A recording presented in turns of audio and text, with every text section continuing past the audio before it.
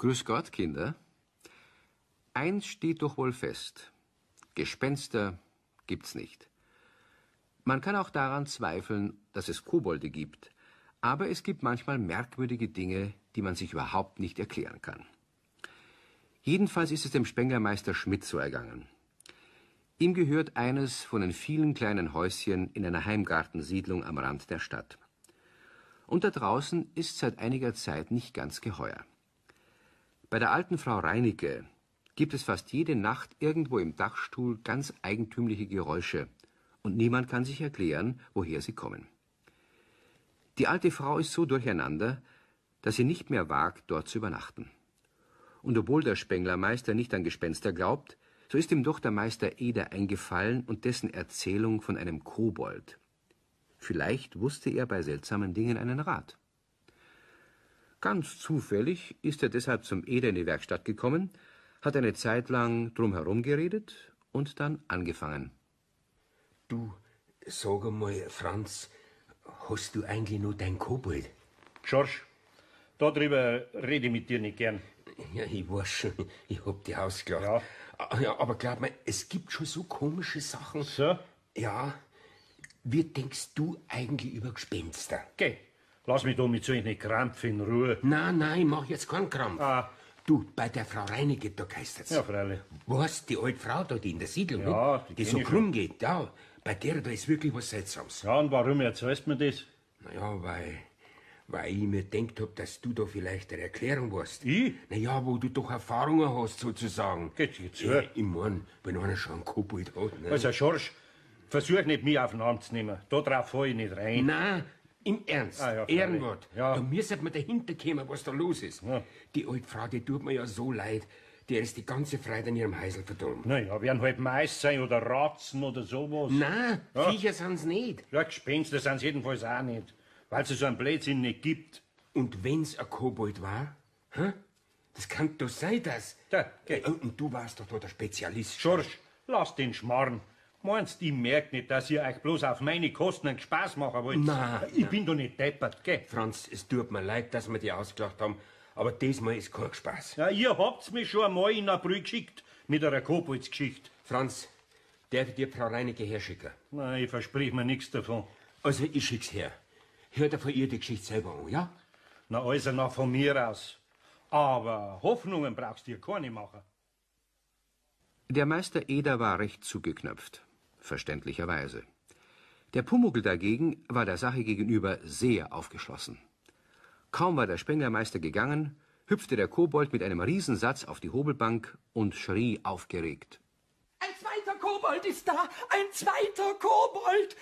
Vielleicht ist es sogar eine Frau Kobold, die einen Herrn Kobold Ja, sucht. was nicht sagst. Das wäre ein Spaß. Ja, da darf sich aller Spaß aufhören. Wieso? Aber ich glaub die Geschichte nicht. Das Wieso? sind Haselmais oder Fledermais oder nistende Vögel. Ja, aber es könnte doch nichts schaden, wenn wir uns das alles mal so ein bisschen anschauen. Na ja. So, oh, bitte, weißt du, wenn ich einen Koboldsfreund hätte, dann könnten wir den einladen und der dürfte auf meiner Schaukel schaukeln und dann dürfte er meine Kommode anschauen. Und ich hätte zwar so nix nutz. Nein, mein Lieber, Ich nein. bin kein Nixnutz, ich bin ein Nutz, ich bin ein großer Nutz Pumuckl, du bist ein lieber Kerl. und ein Nutz. Aber auch einen solchen erreicht man. Glaub mir's, abgesehen davon, dass du keine Hoffnungen machen brauchst, ich misch mich in die Sache nicht rein. Ich bin ein Nutz. Diesen festen Vorsatz hat der Meister Eder doch umgestoßen, als tatsächlich nachmittags die alte Frau Reinecke in die Werkstatt kam. Grüß Gott, Herr Eder. Grüß Gott, Frau Reinecke.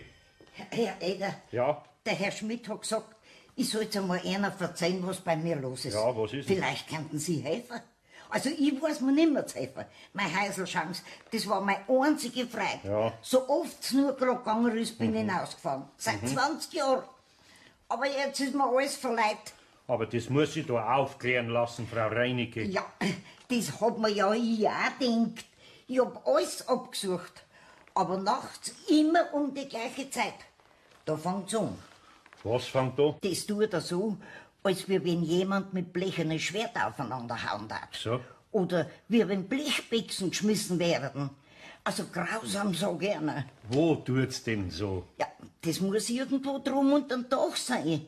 Der Ja. Herr Schmidt hat sich auch schon auf die Lauer gelegt, aber nix. Aha. Und kaum war er fort, dann ist es wieder losgegangen. Ah, vielleicht erlaubt sie jemand einen schlechten Scherz. Schauen Sie, ich hab da rings um mein Haus rum alles sauber gekargt, Ja. sodass wir an jeden Fußtritt sehen müssen. Aber nix ist zum Sehen. Ja, aber selbst wenn ich mich genauso auf die Lauer lege wie der Herr Schmidt, dann kannst du sein, dass sie genauso wenig rührt wie bei ihm. Ja, aber schauen Sie, der Herr Schmidt hat doch gesagt, dass Sie so einen unsichtbaren... Was? Seien Sie mir nicht besser, aber... Also ich glaube jetzt schon an alles. Also, Frau Reinecke, das mit dem Unsichtbaren schlagen Sie einen aus dem Kopf. Naja, man sagt ja bloß nicht. Ja. Aber Herr Eder, könnten Sie nicht trotzdem am nächsten Samstag und Sonntag in mein Häusl draußen schlafen? Schauen Sie, es ist ja schön. Mein Garten und die Luft. Ja, ist ja recht. Und die Ruhe. Das heißt, wenn's nicht gerade umgeht, meine ich. Naja, das kann ich schon mal machen. Also darf er dir nicht Schlüssel gleich da lassen? Na, also- Bitteschön. Schauen Sie, jetzt ist mir doch mein ganzes Leben verdorben, wenn das so weitergeht. Ja, das glaube ich schon. Ich hab doch bloß meinen Garten und mein Häusl, das ist doch noch meine einzige Freude. Na, also nachher. Geben Sie mir die Schlüssel her. Der Sache werden wir schon auf die Spur kommen. So kam's, dass der Meister Eder mit seinem Pumuckl am Samstag in das Gartenhäusl zog. Es war ein strahlender Tag und wirklich ein Vergnügen, ein wenig im Grünen zu sein. Nachmittags spielte er mit dem Spenglermeister und noch ein paar anderen Heimgartenbesitzern ein wenig Karten. Dann, als es dunkel wurde, verabschiedete er sich. Er aß mit dem Pumuckl gemütlich Abendbrot, las ein bisschen in der Zeitung und wurde allmählich rechtschaffen müde. So, Pumuckl, jetzt machen wir das Licht aus. Jetzt braucht das Gespenst bloß noch kommen. Ja, hoffentlich traut er sich auch herein, wenn wir hier sind. Wer er? Das weiß nicht, wer er, vielleicht auch eine wer sie. Was? Bis jetzt habe ich ja noch nichts entdeckt, obwohl ich überall herumgeklettert So? bin. Auf dem Dach, unter dem Dach, Ja. sogar in 2 Mauselöchern im Garten habe ich reingeguckt, aber da war nicht mal eine Maus drin. Wirst du sehen, dass er weiterhin gar nicht da ist. Soll ich vielleicht ein ganz leises Gespensterwarte-Gedicht machen? Na. Oder ein Gespensterwarte-Lied singen? Na, Pumuckl, ich bin mir. Was war das? Das wird im Nachbargarten gewesen sein. Nein, das ist am Haus. Sei stark. Das ist auf dem Dachboden, ganz bestimmt. Ah, das kann durchaus das Geräusch sein, das Frau Reinecke meint. Wo ist denn meine Taschenlampe? Da auf dem Tisch.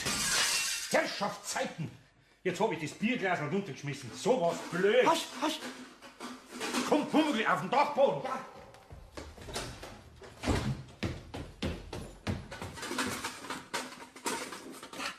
Da hinten aus der Ecke kommt's. Na, da ist nix. Ist wer da? Hallo? Ah, da ist überhaupt nix. Oder siehst du was? Nicht mal was Unsichtbares sehe ich. Hallo? Ist wer da? Ah, das kommt von draußen. Das muss irgendwas außen am Dach sein. Komm, Pumuckl. Na, das kann ich Schau mir mal aber raus. wirklich nicht vorstellen. Oder gut, gehen wir mal schnell in den Garten. Ja. Aber auch im Garten war nichts zu sehen. Auf dem frisch gerechten Weg keine Fußspur und das Geräusch verstummt. Es war jetzt eine ganz stille, sternenklare Nacht. Der Meister Eder und sein Pumuckl gingen im Garten auf und ab, leuchteten mit der Taschenlampe alles ab. Nichts. Es war wirklich ein wenig unheimlich. Schließlich blieb ihnen nichts anderes übrig, als ins Bett zu gehen. Die Nacht verlief ruhig. Manchmal schreckte Meister Eder auf, weil er glaubte, irgendetwas scheppern zu hören, schlief aber immer wieder bald ein. Am nächsten Morgen kam natürlich gleich in der Früh der Spenglermeister vorbei, aber sie fanden auch beim gemeinsamen Suchen nichts. Der Pumuckl war höchst ärgerlich über die ganze Geschichte. Wenn schon kein Klabauterfreund zu finden war, dann wenigstens irgendeine Spur. Er suchte und suchte den ganzen Morgen. Und weil er auch von oben auf das Dach des Häuschens schauen wollte, kletterte er auf einen Baum, der hinter dem Haus, aber schon außerhalb des Grundstücks stand. Es war eine mächtige Eiche, deren Äste das Häuschen fast berührten. Und wie er sich da auf den Ast schwang, der dem Haus am nächsten war, fing es zu scheppern an. Genauso zu scheppern wie in der Nacht. Oh, das war doch gerade das Gleiche wie... Psst, ganz still halten, ganz still. Aha, wenn ich mich still halte, ist es auch still. Und wenn ich mich nicht still halte, Mal probieren, wie das ist, wenn ich auf dem Ast schaukel. Aha, beim Schaukeln scheppert's und bei Nichtschaukeln nicht. Da muss was sein. Ja, da ist auch was. Da ist eine feine, durchsichtige Schnur, ein Glasfaden. Und der ist da am Ast festgebunden und dann geht er da rauf zur Dachrinne und von da, Moment mal, von da geht er in die Dachtraufe und wenn man jetzt an der Schnur zieht... Ah, ich hab's! Ich hab das Blechgespenst! Pumuckl! Ich hab das Pumuckl! Blechgespenst! Ja, was machst du denn für einen Radau? Was? Die hört man ja bis in den nächsten Garten. Ja, weil ich das Was ist denn Blechgespenst los? hab. Was tust du denn auf dem Dach droben? Hörst du denn nicht? Ich hab das Gespenst! Ja, feigrot. Ah, das ist das Geräusch. Wart, ich steig mit der Leiter auf. Da, schau doch mal. Siehst du den durchsichtigen Faden? Ja? Ah, das ist ja ein Perlenfaden. Ja, und der ist am Baumast festgemacht und hier ist er an einer Blechbüchse festgemacht. Und wenn man den Ast vom Baum schüttelt, also so, dann scheppert die Büchse in der Regenblechröhre. Ja, gibt's denn sowas auch? Also da hört sich doch alles auf. Haben wir's du denkt, dass sich da jemand einen schlechten Scherz erlaubt hat? Ja, sowas. Habe ich nicht gesagt, dass ich ein Nutz bin? Die durchsichtige Ja. Schnur hättest du nie gesehen, wenn der Pumuckl nicht auf den Baum gestiegen wäre. Na, nie. Na, nie. Also, das muss ich zugeben. Ja, nie. Eine Perlenschnur kann man auf die Entfernung gar nicht sehen. Ja, raffiniert. Nur die Pumuckl. Die scheppert, wenn er Wind geht und sich der Ast bewegt. Ja, und das scheppert, wenn man sich auf den Ast setzt und an der Schnur zieht. Jetzt pass auf. Ah, solche Gemeinheit. Ja, gibt's denn das auch? Ich bin ein Nutz. Ich bin ein Nutz, ein Nutz. Der Schorsch kommt. Was ist? Hast du gefunden? Ja, ein Blechbixen an einer Perlenschnur. Ja, schaut das nur an. Ja, sowas. Wer macht denn sowas? Wie hast du denn die Schnur überhaupt gesehen? Ja. Ich hab da auch schon den Baum im Verdacht gehabt. Aber die Schnur, die hätte ich nie gesehen. Ja, weißt, mein Kobold hat halt bessere Augen als mir zwei. Ja, hast recht, nimm mich nur hoch. Ich hab wirklich schon angefangen, an Gespenster und Kobolde zu glauben. Bist jetzt du an die Schnur hingekommen, hä? Na, mein Kobold, der mag das nämlich nicht, wenn ihn jemand mit Gespenster in einem Atemzug nennt. Weißt? Na, bitte halt vielmals um Entschuldigung. Du weißt, was ich glaub? Was? Das Ganze ist ein Lausburmstreich. Meinst? Freilich. Und wenn ich mich recht erinnere, ist Frau Reinecke schon einmal wegen zwei so Lause in die Schule hingegangen und hat sich beschwert. Ja, dies kriegen wir schon raus. Am Nachmittag ist Frau Reinecke gekommen, um sich zu erkundigen, wie es dem Meister Eder ergangen war. Sie hat nicht wenig gestaunt über die boshafte Konstruktion in der Regentraufe. Jetzt sagen's bloß, wer sich das ausdenkt haben kann. Also der Schorschmann, das könnten zwei Buben sein, mit denen sie schon mal einen Krach gehabt haben. Ja, das war der Otto und der Ludwig. Ja. Die haben mir immer Hex, alte Hexnacht geschrien, Aha. bis mir zu dumm geworden ist. Dann bin ich in die Schule gegangen. Ja, dann werden schon die zwei sein. Ja, aber es könnten doch auch andere sein. Sie wissen schon, Kinder können bei oft recht besser sein. Geben's Acht, Frau Reinecke. Heut Nacht bleiben Sie im Haus. Ja, und gegen Abend gehen es durch die ganze Heimgartensiedlung, damit jeder sieht, dass Sie da sind. Ja, aber Ja, ich verdruck mich. Aber ich stehe in der Dunkelheit hinterm Busch in der Nähe von dem Baum und wart, was geschickt. Sie brauchen ja noch gar nicht fürchten. ja, aber wenn Sie nachher die Buben stehen, Ja. nachher denken Sie das nächste Mal noch was Schlimmes aus. Keine Angst. Die stellen nichts mehr an. So war ich daheim. Ist ja eine Gemeinheit, einer alten Frau so Angst zu jagen. Oh mei, ist das eine Aufregung. Oh mei, ich bin schon so aufgeregt.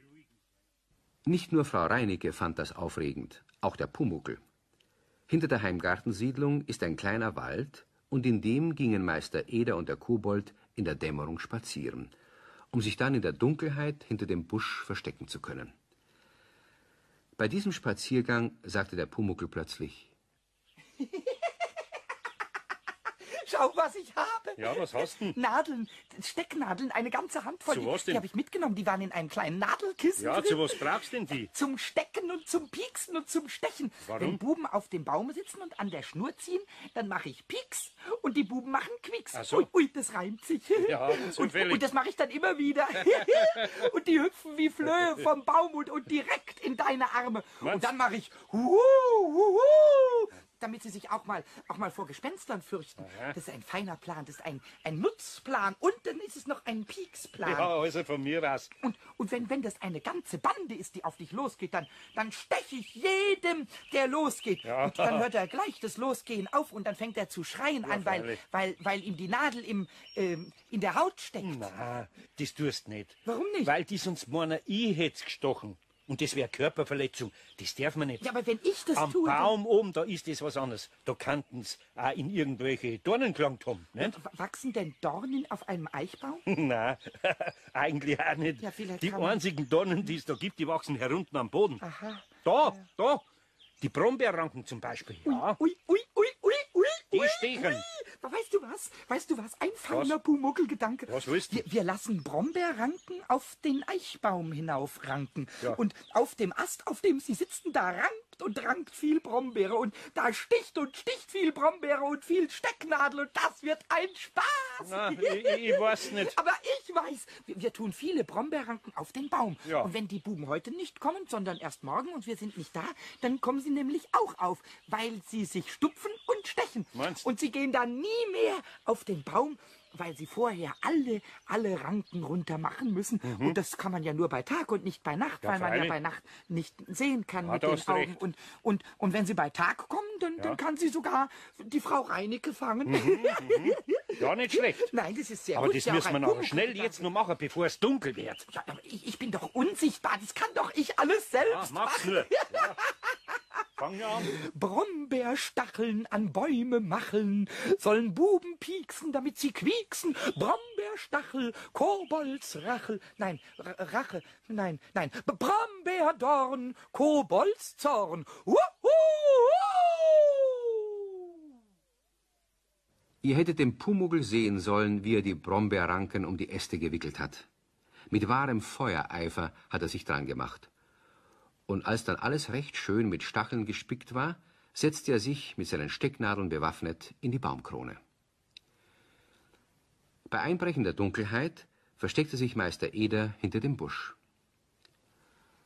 Frau Reinecke hatte inzwischen, wie befohlen, einen recht auffälligen Rundgang durch die Siedlung gemacht, zog sich dann ins Haus zurück und löschte bald das Licht. Es wurde ganz still in der Siedlung. Nur am anderen Ende ertönte ein leiser Pfiff. Was ist? Kommst mit? Ich weiß nicht. Hast gesehen, wie der alte Hex durch die Siedlung gegangen ist? Sie ist wieder da. Schon, aber da war doch gestern noch Mo in dem Häusl. Wenn der wieder da ist. Und lass ihn doch da sein. Nachher hocken sie jetzt alle zwei da und zittern. Da ist doch der Spaß noch viel größer. Uns kann ja nichts passieren. Bis der über den Zaun kommen, sind wir alle weiß Gott wo. Ich weiß nicht. Ich hab heute kein gutes Gefühl bei der Sache. Ein Schisser bist. Ich wäre ein Schisser, wo ich das ganze Patent erfunden hab. Schon. Aber ich hab's nicht aufgemacht. Geh zu. Rache muss sein. Das Nachhocken, das wir wegen der Hex gekriegt haben, das soll's büßen. Schon. Geh zu. Wenn wir jetzt aufhören, nachher war's doch bloß eine halbe Sache. Gut, gehen wir. Nicht so laut. Heute ist besonders finster. Gut, dass wir den Weg auch blind finden. Schau, Hex hat's Licht schon ausgemacht. Wetten, dass trotzdem kein Auge zumacht. Sie hat schon zu jemandem gesagt, dass überhaupt nicht mehr rauskommt. Die brummt uns kein Nachsitzen mehr auf. Psst, ich hab was gehört. Ach, Schmarrn. Jetzt sind wir da. Wer steigt denn auf? Du oder ich? Heute bist du dran. Gestern hab ich gescheppert. Gut, mach einen Untermann, dass ihn aufkommt.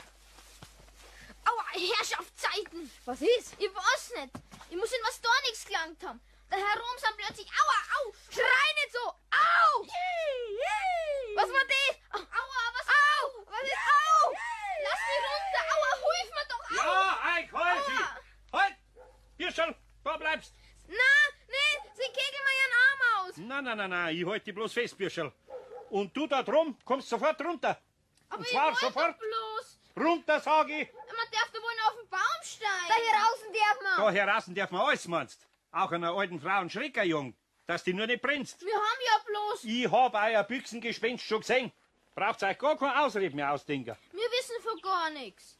Au, aua. Wenn's nicht gleich runterkommst, wärst so verstochen, dass du morgen nicht mehr sitzen kannst. Ich komm ja schon. So, ja, nur schön runter. So ist recht. Ja, und jetzt kommt's mit rein zur Frau Reinecke. Aber wir haben da gar nichts da. Ja, meinst vielleicht, ich hab nicht gehört, wie du gesagt hast, dass gestern der da gescheppert hat und heute schepperst du? So, jetzt hab ich euch alle zwei und jetzt kommt's nur mit rein da. Weiter. So, nur Ja, her. das sind ja die zwei, welche die beim Lehrer waren. Bitte, nicht nur einmal zum Lehrer. Zum Lehrer? Das kommt überhaupt nicht in Frage. Zur Polizei wird das mal gegangen. Aber das war doch bloß ein Spaß. So, ein Spaß war das. Jetzt werde ich euch einmal sagen, was das war. Das war eine ganz hinterfotzige Gemeinheit. Ja. Schräg einjagen ist so viel wie Körperverletzung. Und bei einer alten Frau ist das besonders erschwerend. Das gibt schätzungsweise Gefängnis nicht unter einem halben Jahr.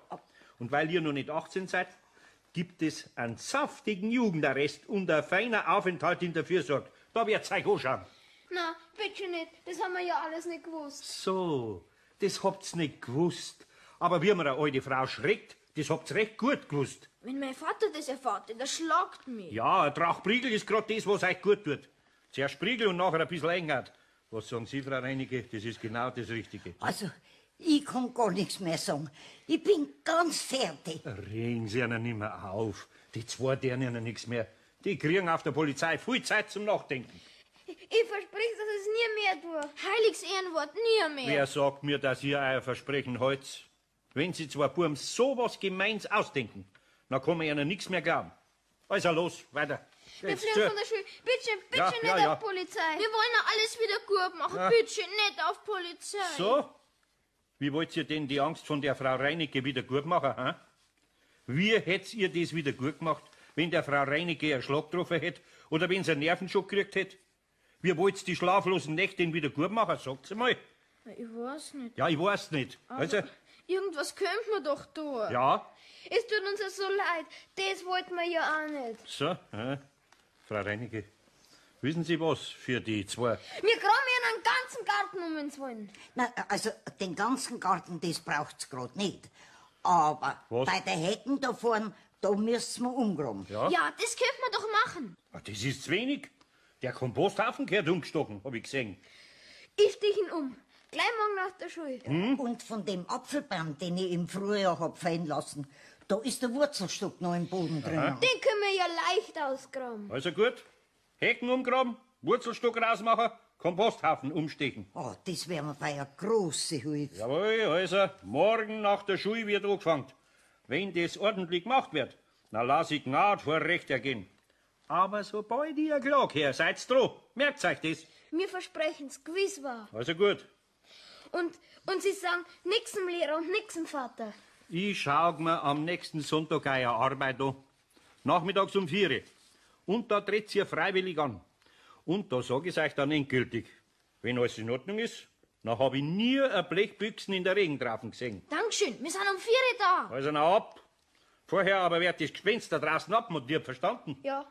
Also ist ja zwar ein bisschen stark, liegt der Baum, aber das macht nichts. Jetzt schleicht's euch. Ja, wir machen's gleich ab. Mei, Herr Eder, ich bin Ihnen ja so dankbar. Sauburm, richtige Sauburm. Ja, ich hoffe, dass er leer draus ziehen. Ja, also da bin ich ganz Ihrer Meinung. Also nochmal vielen Dank, Herr Eder. Na, ist schon gut. Ja, und jetzt gingen wir. Es ist eh schon lang Schlafenszeit. Na. Ich bleib heute Nacht in meinem Häusl draußen. Die erste ruhige Nacht.